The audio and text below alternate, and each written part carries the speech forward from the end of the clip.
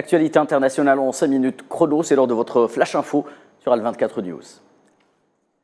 Au 68e jour de l'agression sioniste barbare sur Gaza, les massacres se poursuivent un peu partout dans l'enclave palestinienne. Plusieurs dizaines de martyrs sont signalés à la suite d'attaques dans les régions de Deir el-Balah, Jabalia, Khan Younes ou encore Rafah.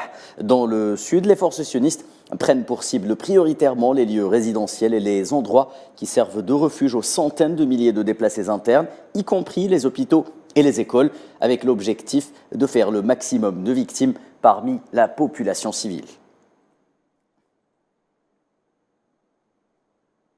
À la suite de cet énième jour d'agression génocidaire contre Gaza, le bilan global des martyrs, après plus de 1640 massacres commis par l'armée sioniste depuis le 7 octobre dernier, dépasse les 18 400 martyrs, dont 8 000 enfants et 6 200 femmes, auxquels s'ajoutent plus de 50 000 blessés, 7 700 disparus sous les décombres. Le bilan des dégâts matériels affiche quant à lui 277 écoles, 196 mosquées, 3 églises détruites, ainsi que plus de 250 000 unités de logement endommagées.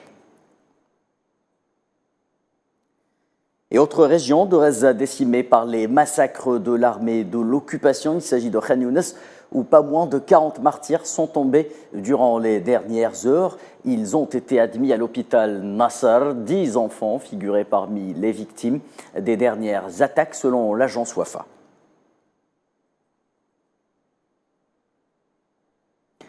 Et l'hôpital Kamal Adwan, toujours sous le siège sioniste depuis plusieurs jours.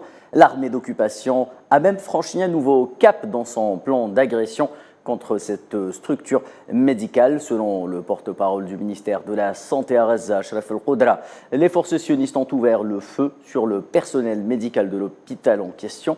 D'autres hôpitaux, à l'image de Bahamadani, ne sont plus en mesure de soigner ou d'accueillir de nouveaux blessés, alors que plusieurs centaines parmi eux sont dans un état critique. Et dans ce contexte de quasi-shutdown des hôpitaux, un autre problème vient compliquer la situation sanitaire à Gaza, en l'occurrence celui de la rupture du stock de vaccins destinés aux enfants.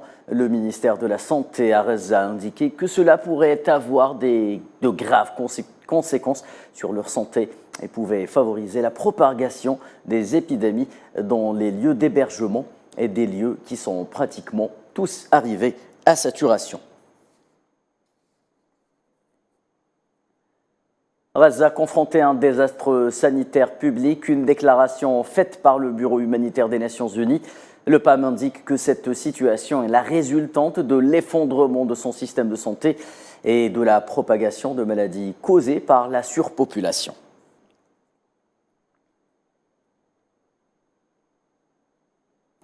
En Cisjordanie occupée, la ville de Jénine et son camp de réfugiés subissent une escalade et un siège de la part des forces sionistes pour le deuxième jour consécutif.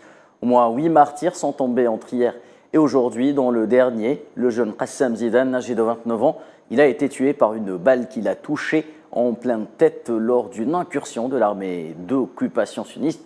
Un drone a par ailleurs bombardé des maisons et des mosquées à l'intérieur du camp de réfugiés de Jénine.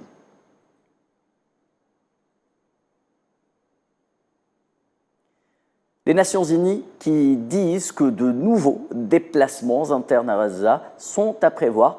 Le chef des réfugiés des Nations Unies a averti que le conflit à Gaza pourrait entraîner davantage de déplacements dans la région au sens large. La fuite devant les bombardements sionistes sur Gaza depuis l'opération Déluge al-Aqsa a également entraîné le déplacement interne de 85% de la population de l'enclave palestinienne. C'est la fin de ce flash, je vous donne rendez-vous dès 19 h pour une page complète de l'information sur Al24 News.